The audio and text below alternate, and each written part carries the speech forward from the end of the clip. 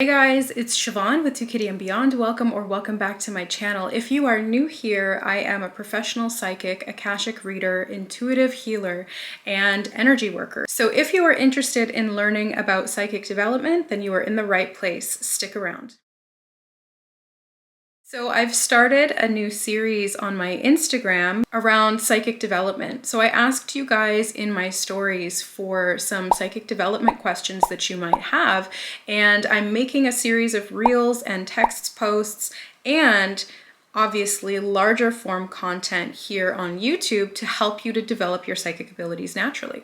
So first of all, why would we want to develop our psychic abilities? Well, it helps us to connect back to our divine essence. The only reason that our psychic abilities are not just a natural state of being for most of us is because there were themes and patterns throughout the evolution of society or humanity as a whole that has dampened down our ability to access our intuition, our psychic gifts and abilities, as well as the DNA that's responsible for keeping us connected to our divine essence. Do you need to be part of a genealogical heritage of psychics to be able to develop psychically? No, you do not. Will it make it easier for you to do so? Yes, of course. Are all people going to experience their psychic gifts in the same way? No.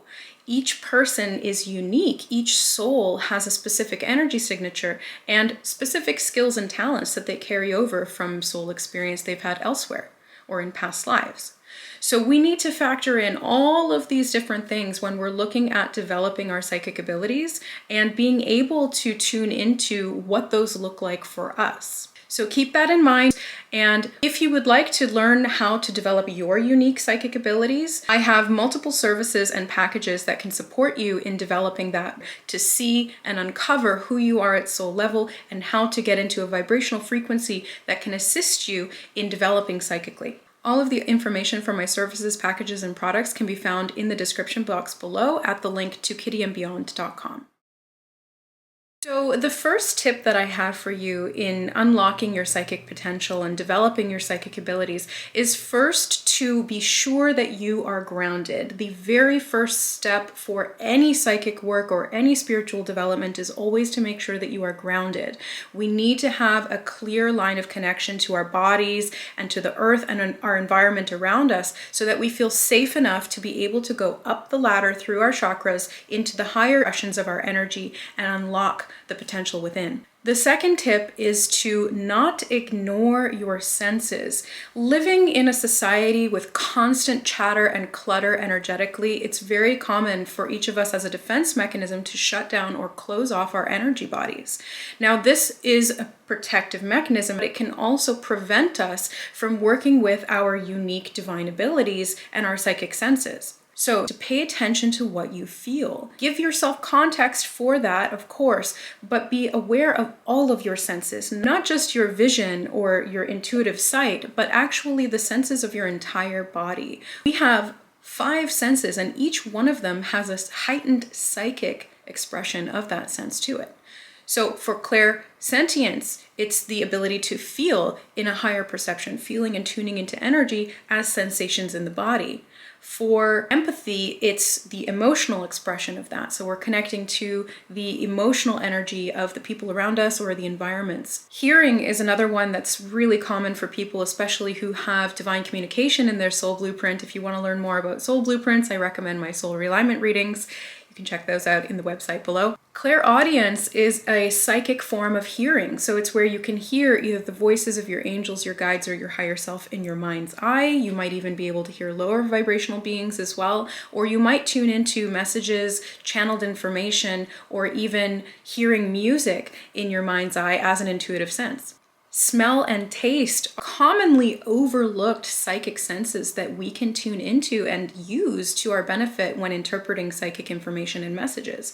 So sometimes if you're psychically connected to somebody or something, you might smell their perfume. You might smell a smell that reminds you of somewhere that you used to be or where someone you know spiritually is connected to. So there's so many different ways that we can interpret these different senses to acquire new information or more information on what's coming through spiritually.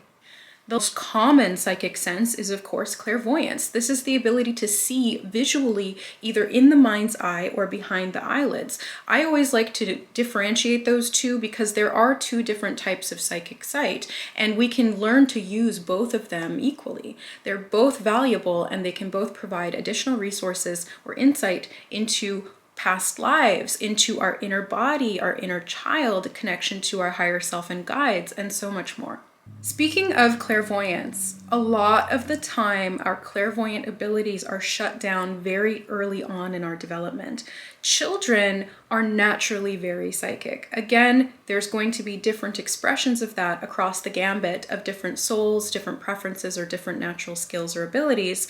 But for the most part, children tend to be highly imaginative and creative.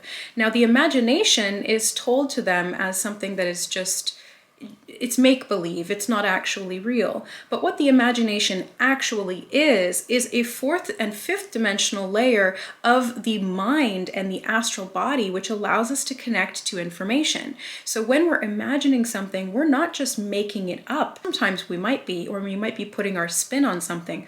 Most of the time, what we're actually doing is channeling information. So when you were told as a child, it's just make-believe, you're just imagining it, we learned and were programmed at that very young age when we're still in theta state, which is a brainwave associated with hypnosis and imprinting, that we were making it up, that it's not real, that the imagination is a fabrication, which is anything but the truth. So we have to unpack these programs and these beliefs that might run quite deep, especially if they were enforced with criticism or fear. So we need to go into the part of the self and the inner child that's connected to that fear and that programming that may be resisting or preventing us from developing our psychic abilities. Sometimes this can even go into past lives. I've seen many light workers who come to me for one-on-one spiritual healing and development work that are struggling with patterns of persecution specifically around their psychic abilities and their divine empowerment. So sometimes we have to go all the way back to these past lives or even galactic lifetimes where we were imprinted with the experience of pain or suffering or persecution or fear, or being ostracized for our psychic abilities and using them. Let's take a look at that theme and concept. How do you respond to people who are using your psychic gifts against you or who are calling it the devil's work? This is a big topic, and again, this goes really deep into our DNA and the epigenetics that we've, evolved with at a collective level based on the implementation of religious punishment. So, what do we do as psychic and individual beings looking to develop ourselves at a soul level and looking to express our true, authentic divine self? Well, number one, we need to understand that these distorted perspectives exist and have been deeply ingrained into us as a collective. So these will come up in us in a latent way where it may be coming up in a more obvious way through somebody who's highly religious or who has that programming very deeply at the conscious level of mind. Don't take it personally. Really, don't take it as a personal fault in you. Don't doubt yourself or your own intuitive guidance. Don't start questioning whether it's the right path for you. Stay within what feels true for you and allow yourself to continue developing and empowering yourself. Sometimes these reflections or mirrors of our own fear can come up and reflect back at us. So use that person as a symptom or an example to catalyze your own personal awareness around this pattern that may be within you at a much deeper level than you're aware of. The other thing to note here is that it may be a symptom or a manifestation that this person is coming and attacking you or directing this hate in this way because that has been done in the past. Like I said, those persecution imprints can run very deeply and they need to be cleared at the Akashic level through the karmic soul blueprint and allow you to be able to really embody your divinity in an empowered way.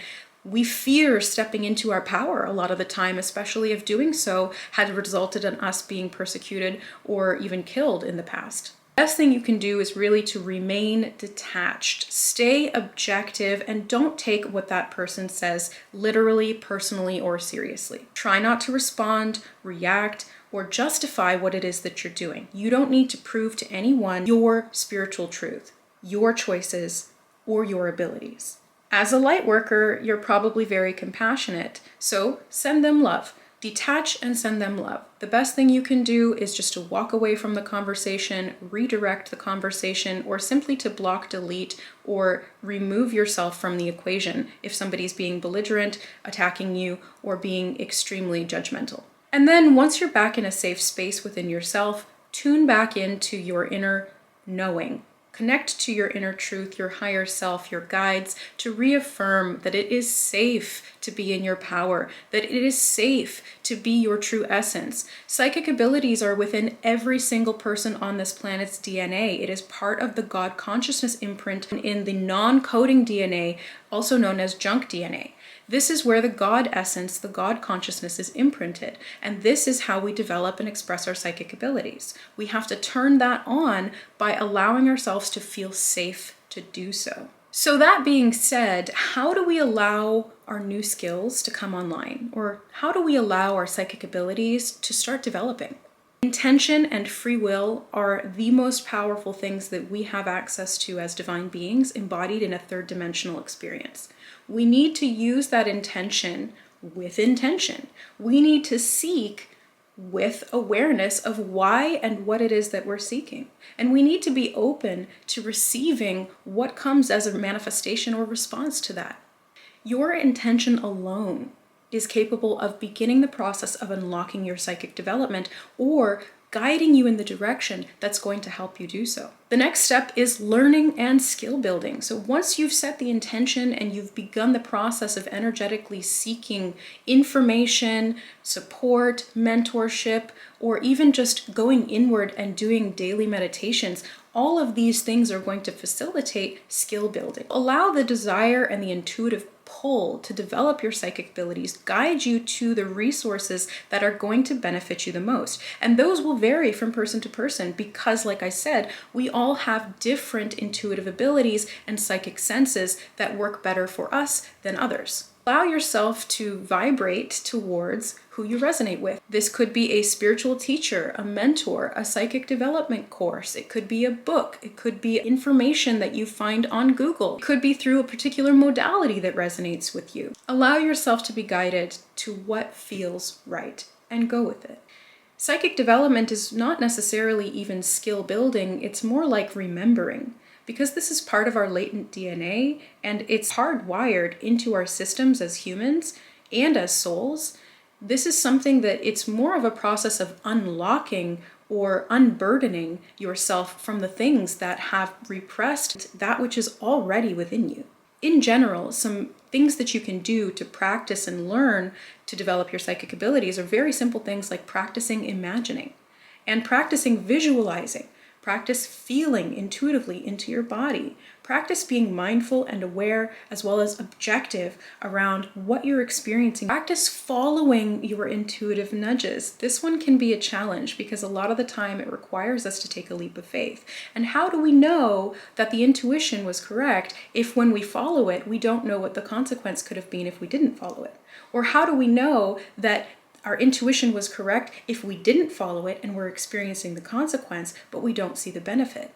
So this is where intuitive development and psychic senses can really be a bit of a challenge because we do have to, through trial and error, start to trust our own unique internal barometer for what is true and what is not. Intuitive trust building with yourself can help you to strengthen your connection with your higher self, to work more closely and intimately with your guides, and to better understand and move through your life with confidence. Practice discernment, objectivity, and observation. Again, detachment is key here. The higher self and the human self are two different parts of the self. In a similar way that the inner child is not literally you right now, but it's still a part of you and you may respond as an adult from that child self part. So we really have to take into account all of these layers of the self and get them homogenized, working together cohesively through trust and connection. The other most important thing here is commitment. We really need to be committed to the desire that we are seeking to experience. We need to know why we want to develop our psychic abilities because it might not be the right choice for everybody. Sometimes developing your psychic abilities too quickly or too soon can lead to psychosis and a loss of connection to your physical reality, which is not ideal. What the ideal expression of psychic abilities is essentially being embodied. So we are both a 3D physical being connected to our reality, and at the same time, we are aware of our fourth dimensional, fifth dimensional, and other multidimensional aspects. Another thing that I see people struggling with when they're developing their psychic abilities is detachment. It can be very easy to start having expectations around how quickly you would like your psychic development to go. But we need to understand that it happens slowly for a reason in most cases. Some people might jump into their psychic abilities very quickly, and that's because their soul has designated that that would be the most efficient path for them. For others, psychic development may take years because it needs to happen at a sustainable pace, which is ultimately self-protection. So detachment from the outcome might look like essentially trusting that the process is going to lead you where you're desiring to go. The other aspect to detachment from the outcome is the opposite, which is purity of intent. So it's not necessarily the opposite, but it kind of comes from the other direction, where detachment from the outcome is the experience we're desiring to have. Purity of intent is the intention behind what we're embarking upon and why. I want to make sure that you're coming from a point of love. We cannot skip the heart chakra in going up into the higher centers, such as the crown and third eye. We really need to have the heart center activated, healthy, and strong to act as a bridge between the lower chakras and the high energy centers. That way, we have a sustainable, balanced being that's allowing us to experience and embody the higher energy into the physical energy. It also helps us to transmute and ground, releasing energy that doesn't need to be there, that may have been channeled or absorbed from the higher realm or from those around us. Another aspect of detachment is being willing to be wrong. Like I said, this is a process of trial and error is a big part of that. We need to trust ourselves to know that it's okay to make mistakes on this path. As long as our purity of intent is coming from love and divine power of our own authentic embodiment, then the mistakes that we make along the way are really ultimately learning tools for us to be able to continue developing and to support others in not making those same mistakes. The best thing we can do when we're working towards spiritual development and psychic awareness is really to remain humble. So essentially, this is staying in beginner mindset.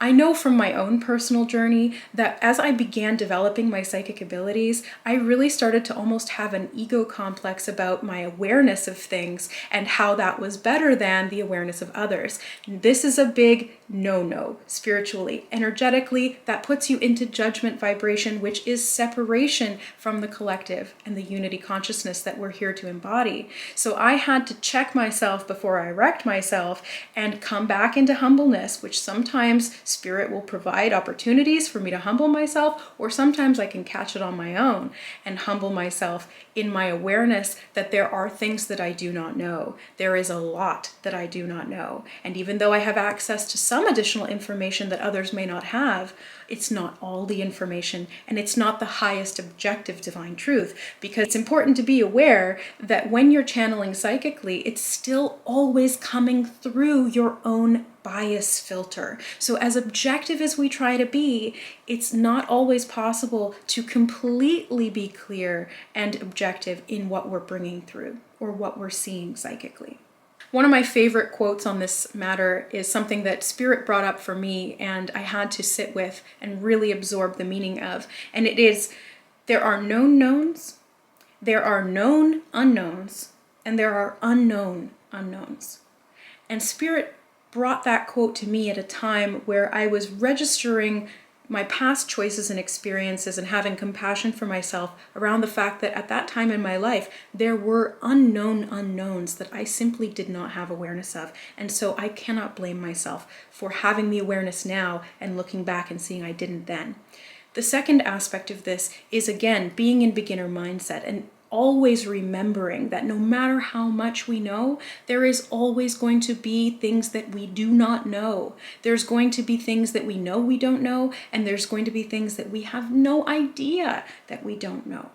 The last aspect of this to allow your skills to come online is really, again, to address any areas of resistance. So resistance might show up as you procrastinating doing this work. It might show up as you going into fear responses when you try to meditate or channel or connect psychically. It might be showing up, like I said before, as external people coming into your reality and judging you or criticizing you for what you're trying to do. All of these things are bringing awareness or light to the fear around the judgment, the internalized doubt, the unaddressed undeservingness, or even the patterns of disempowerment that have lain within us for some time. Stepping into your power means taking on responsibility. Power and responsibility go hand in hand. We cannot have one without the other. Our soul will not allow us to have more power than we're capable of being responsible with. So hold space for your fear. Don't judge that part of you that's resisting. Allow yourself to melt into the trust and the compassion that will allow you to move through that at the ideal time and in the ideal way for you to feel safe stepping into your power and developing the necessary skills to have the responsibility structures in place to be able to uphold and sustain that power.